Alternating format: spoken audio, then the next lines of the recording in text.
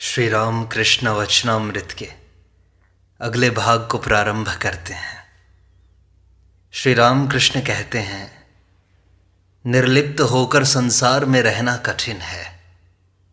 प्रताप ने कहा था, महाराज हमारा वह मत है जो राजर्षि जनक का था। जनक निर्लिप्त होकर संसार में रहते थे, वैसा ही हम लोग भी करेंगे।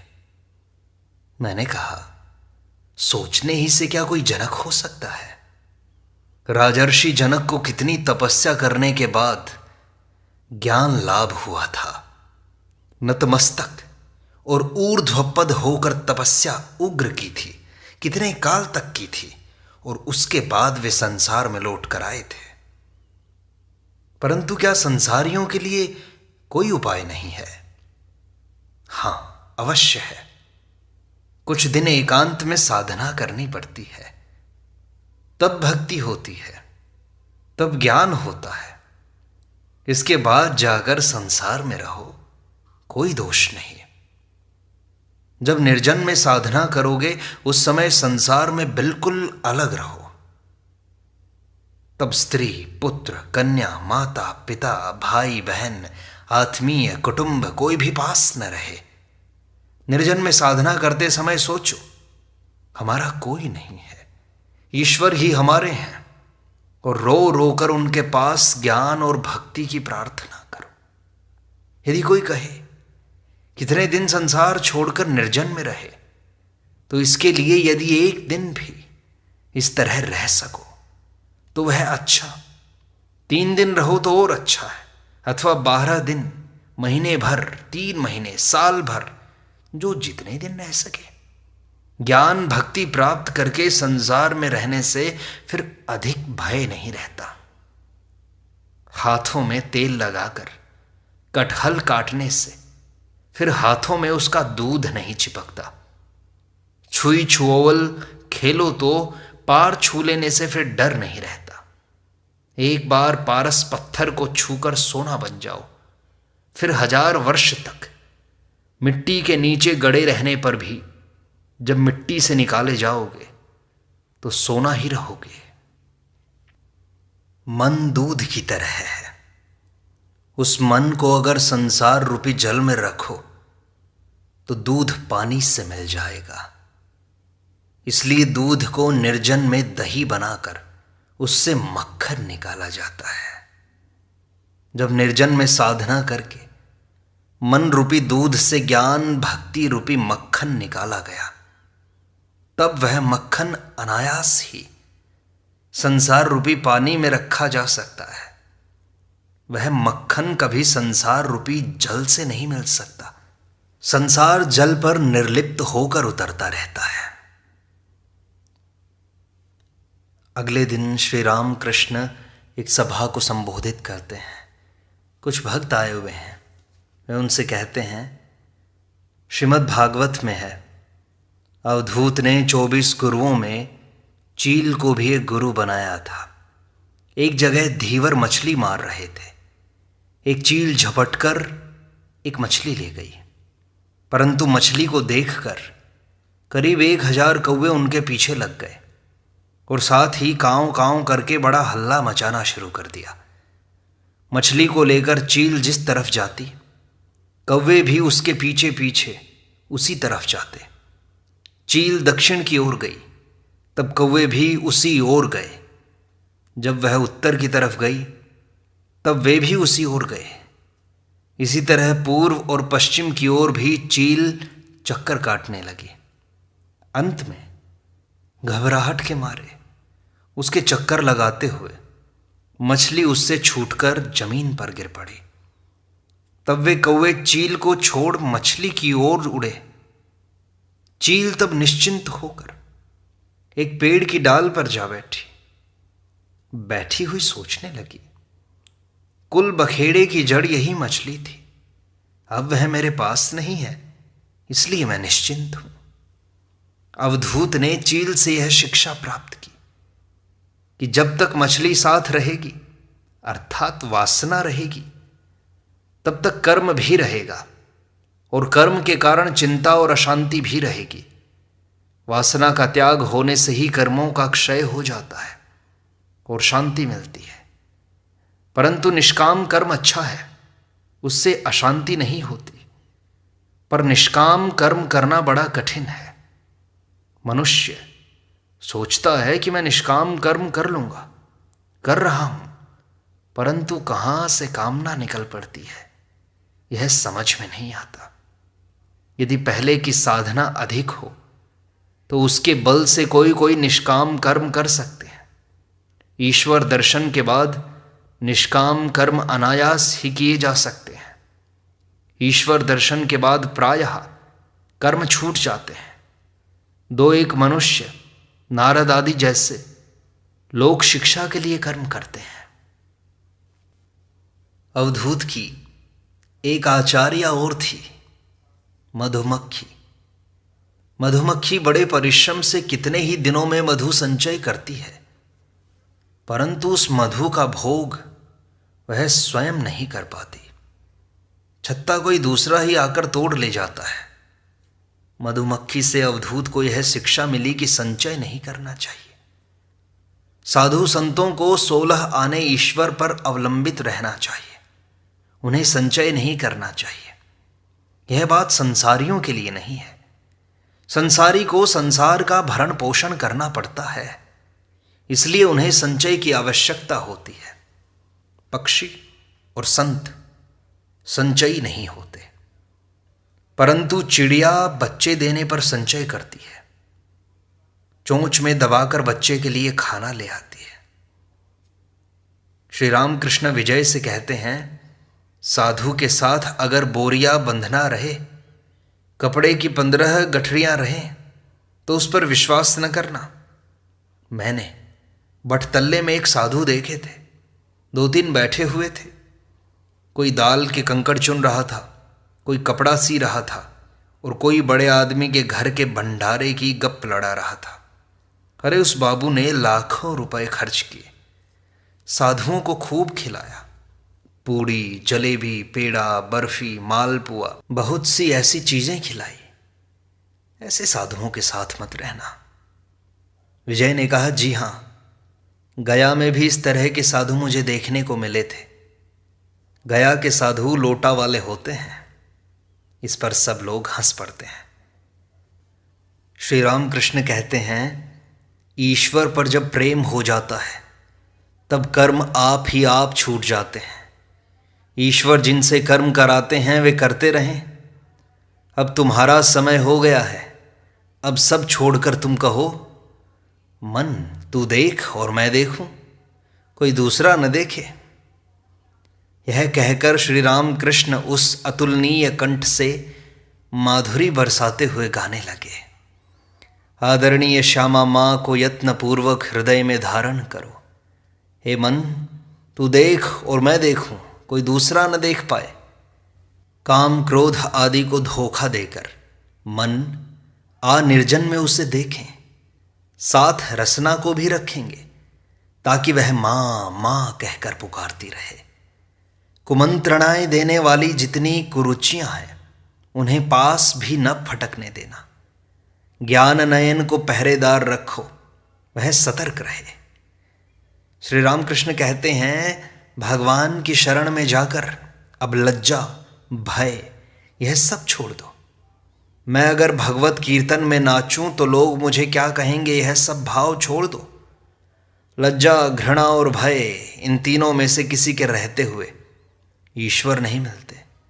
लज्जा, घृणा, भय, जाति, अभिमान, गुप्त रखने की इच्छा, ये सब पाश हैं। इन सब के चले जाने से जीव की मुक्ति होती है। पाशों में जो बंधा हुआ है वह जीव है और उनसे जो मुक्त है वह शिव है। भगवत प्रेम दुर्लभ वस्तु है। पहले पहल पति के प्रति पत्नी की जैसी निष्ठा होती है, वैसी ही यदि ईश्वर के प्रति हो तो ही भक्ति होती है। शुद्धा भक्ति का होना बड़ा कठिन है। भक्ति द्वारा मन और प्राण ईश्वर में लय हो जाते हैं। इसके बाद भाव होता है। भाव में मनुष्य निर्वाक हो जाता है, वायु स्थिर हो जाती है, कुंभक अपने आप हो जाता है। जैसे बंदूक दागते समय गोली चलाने वाला मनुष्य निर्वाक हो जाता है और उसकी वायु स्थिर हो जाती है। प्रेम का होना बड़ी दूर की बात है। प्रेम चैतन्य देव को हुआ था। ईश्वर पर जब प्रेम होता है तब बाहर की चीज़ें भूल जाती हैं, संसार भूल जाता है, अपना शरीर जो इतना प्यारा है वह भी भूल जाता है। यह कहकर श्री राम कृष्ण देव फिर गाने लगे। उसका भावार्थ यह है, नहीं मालूम कब वह दिन होगा जब हरिनाम कहते हुए मेरी आंखों से धारा बह चलेगी, संसार वासना दूर हो जाएगी, शरीर पुलकित हो जाएगा। भाव के होने पर वायु स्थिर हो जाती है।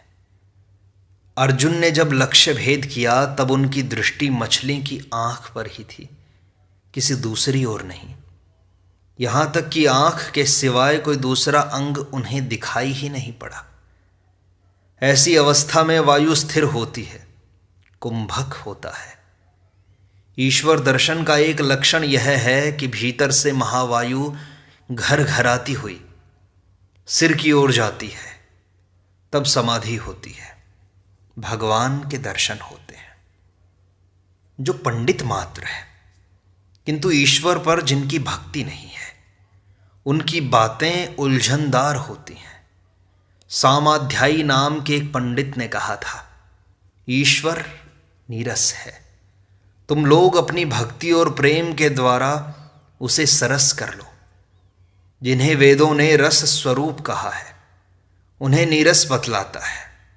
इससे ज्ञात होता है कि वह मनुष्य नहीं जानता ईश्वर कौन सी वस्तु है, इसलिए उसकी बातें इतनी उलझनदार हैं। एक ने कहा था, मेरे मामा के यहाँ घोड़ों की एक बड़ी गौशाला है। उसकी इस बात से समझना चाहिए कि घोड़ा एक भी नहीं है, क्योंकि घोड़े कभी गौशाला में नहीं रहते। इस बात पर सभी हंसते हैं। किसी को ऐश्वर्य का, वैभव, सम्मान, पद आदि का अहंकार होता है। यह सब 2 दिन के लिए है, साथ कुछ भी न जाएगा। एक गीत में कहा है, उसका आशय बताता हूं। ऐ मन सोच ले, कोई किसी का नहीं है, तो इस संसार में वृथा ही मारा मारा फिरता है। माया जाल में फंसकर दक्षिणा काली को भूल न जाना। जिसके लिए तू इतना सोचता है, क्या वह तेरे साथ भी जाएगा? तेरी वही प्रेयसी जब तू मर जाएगा तब तेरी लाश से अमंगल की शंका करके घर में पानी का छिड़काव करेगी। यह सोचना कि मुझे लोग मालिक जो कहते हैं वह सिर्फ 2 ही दिन के लिए है। जब काला काल के मालिक आ जाते हैं तब पहले के वही मालिक श्मशान घाट में फेंक दिए जाते हैं। और धन का अहंकार भी नहीं करना चाहिए। अगर कहो मैं धनी हूं तो धनी भी एक से एक बढ़कर है। संध्या के बाद जब जुगनू उड़ता है तब वह सोचता है इस संसार में प्रकाश मैं ही दे रहा हूं, परंतु तारे ज्यों ही उगते हैं उसका अहंकार चला जाता है। तब तारे सोचने लगे हम ही लोग संसार को प्रकाश देते हैं। कुछ देर बाद चंद्रोदय हुआ, तब तारे लज्जा से म्लान हो गए। चंद्रदेव सोचने लगे मेरे ही आलोक से संसार हंस रहा है, संसार को प्रकाश तो मैं ही देता हूं। देखते ही देखते सूर्य उगे, चंद्र मलिन होकर ऐसे छिपे कि फिर दिखाई ही नहीं दिए। धनी मनुष्य अगर यह सब सोचे तो धन का अहंकार न हो। उत्सव के कारण मणिलाल ने खान पान का बहुत बड़ा आयोजन किया था। उन्होंने यत्नपूर्वक श्री राम कृष्ण और समवेत भक्त मंडली को भोजन कराया। जब सब लोग घर लौटे तब रात बहुत हो गई थी, परंतु किसी को कोई कष्ट नहीं हुआ। अगले दिन श्री राम कृष्ण समझाते हैं, जब तक उपाधि है तभी तक अनेक का बोध हो सकता है, जैसे केशव, प्रसन्न, अमृत, ये सब। पूर्ण ज्ञान होने पर एकमात्र चैतन्य का ही बोध होता है। पूर्ण ज्ञान होने पर मनुष्य देखता है वही एकमात्र चैतन्य है। यह जीव प्रपंच, ये 24 तत्व बने हैं। परंतु शक्ति की विशेषता पाई जाती है। यह सच है कि सब कुछ वे ही बने हैं, परंतु कहीं तो उनकी शक्ति का प्रकाश अधिक है और कहीं कम। विद्यासागर ने कहा था, क्या ईश्वर ने किसी को अधिक शक्ति और किसी को कम शक्ति दी है? तो मैंने कहा, अगर ऐसा न होता तो एक आदमी 50 आदमियों को हराता कैसे? और तुम्हें ही फिर क्यों हम लोग देखने आते हैं? वे जिस आधार में अपनी लीला का विकास दिखलाते हैं, वहाँ शक्ति की विशेषता रहती है। जमींदार सब जगह पर रहते हैं, परंतु उन्हें लोग किसी खास बैठक खाने में अक्सर बैठते हुए देखते हैं। ईश्वर का बैठक खाना भक्तों का हृदय है। वहाँ अपनी लीला दिखाना उन्हें अधिक पसंद है। वहाँ उनकी विशेष भक्ति, विशेष शक्ति अवतीर्ण होती है। इसका लक्षण क्या है ये पूछो तो जहाँ कार्य की अधिकता है वहाँ शक्ति का विशेष प्रकाश है। यह आद्या शक्ति और परब्रह्म दोनों अभेद हैं। एक को छोड़ दूसरे का चिंतन नहीं किया जा सकता। जैसे ज्योति और मणि, मणि को छोड़ मणि की ज्योति के बारे में सोचा नहीं जा सकता, और न ही ज्योति को अलग करके मणि के बारे में ही सोचा जा सकता है।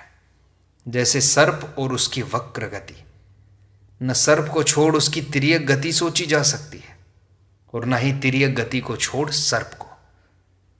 आद्या शक्ति ने ही इस जीव प्रपंच, इस चतुर्विंशति तत्व का स्वरूप धारण किया है। अनुलोम विलोम, ये सब राखाल, नरेंद्र तथा और लड़कों के लिए क्यों मैं इतना सोच विचार किया करता हूं? हाजरा ने कहा, आप उन लोगों के लिए इतना सोचते क्यों हो? ईश्वर चिंतन फिर कब करोगे? तब मुझे बड़ी चिंता हुई। मैंने कहा, माँ ये क्या हुआ? हाजरा कहता है उन लोगों के लिए इतना क्यों सोचते रहते हो? फिर मैंने भोलेनाथ से पूछा। उसने कहा, इसका उदाहरण महाभारत में है। समाधिस्थ मनुष्य समाधि से उतरकर ठहरे कहाँ? वह इसीलिए सत्वगुणी मनुष्यों को लेकर रहता है। महाभारत का यह उदाहरण जब मिला तब जी में जी आया। ये सुनकर सब लोग हंसते हैं। वे कहते हैं हाजरा का दोष नहीं है। साधक अवस्था में संपूर्ण मन नेति नेति करके उन्हें दे देना पड़ता है। सिद्ध अवस्था की बात दूसरी है। उन्हें प्राप्त कर लेने पर अनुलोम और विलोम एक से प्रतीत होते हैं।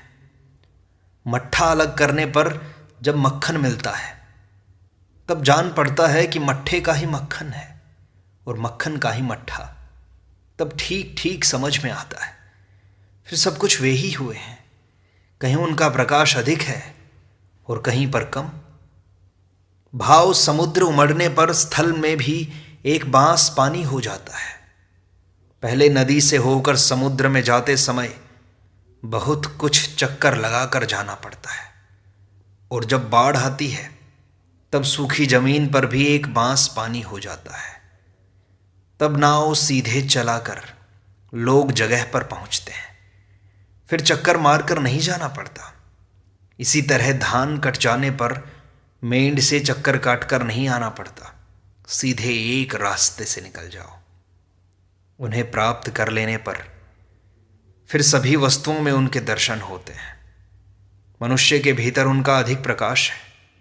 मनुष्यों में सत्वगुणी भक्तों में उनका और भी अधिक प्रकाश रहता है, जिनमें कामिनी और कांचन के भोग की बिल्कुल ही इच्छा नहीं रहती। सब स्तब्ध हो गए हैं रामकृष्ण की ये बातें सुनकर। वे कहते हैं, समाधिस्थ मनुष्य जब उतरता है तब भला वह कहाँ ठहरे, किस पर अपना मन रमाए। कामिनी और कांचन का त्याग करने वाले सत्वगुणी भक्त, उनकी आवश्यकता इसीलिए होती है, नहीं तो फिर वे क्या लेकर रहेंगे। जो ब्रह्म है वे ही आद्या शक्ति भी हैं। जब वे निष्क्रिय हैं तब उन्हें ब्रह्म कहते हैं, पुरुष कहते हैं। जब सृष्टि स्थिति प्रलय ये सब करते हैं तब उन्हें शक्ति कहते हैं, प्रकृति कहते हैं। पुरुष और प्रकृति, जो पुरुष हैं वे ही प्रकृति भी हैं। आनंदमय और आनंदमयी दोनों। जिसे पुरुष ज्ञान है उसे स्त्री ज्ञान भी तो है। जिसे पिता का बोध है उसे माता का भी बोध है। जिस अंधेरे का ज्ञान है उसे उजाले का भी ज्ञान है। जिसे रात का ज्ञान है उसे दिन का भी ज्ञान है। जिसे सुख का ज्ञान है उसे दुख का भी। इस बात को ध्यान से समझें। माँ कौन सी माँ? जगत की माँ, जिन्होंने जगत की सृष्टि की, जो उसका पालन कर रही है, जो अपनी संतानों की सदा रक्षा करती है और धर्म, अर्थ, काम, मोक्ष जो जो कुछ चाहता है उसे वही देती है। जो उनकी यथार्थ संतान है वह उन्हें छोड़कर नहीं रह सकती। उसकी माता ही सब कुछ जानती है। वह तो बस खाता है, खेलता है और घूमता है। इसके सिवाय वह कुछ नहीं जानता। क्या ईश्वर ऐश्वर्य के भी वश हैं? वे तो भक्ति के वश में हैं। जानते हो वे क्या चाहते हैं? वे रुपया नहीं चाहते, भाव, प्रेम, भक्ति, विवेक, वैराग्य सब चाहते हैं। जिसका जैसा भाव होता है वह ईश्वर को वैसा ही दिखाई देता है। जो तमोगुणी भक्त है वह देखता है कि माँ बकरा खाती है, वह बकरे की बलि भी देता है। रजोगुणी भक्त नाना प्रकार के व्यंजन, अन्न, पकवान चढ़ाता है। सत्वगुणी भक्त की पूजा में आडंबर नहीं होता। उसकी पूजा लोग समझ भी नहीं पाते।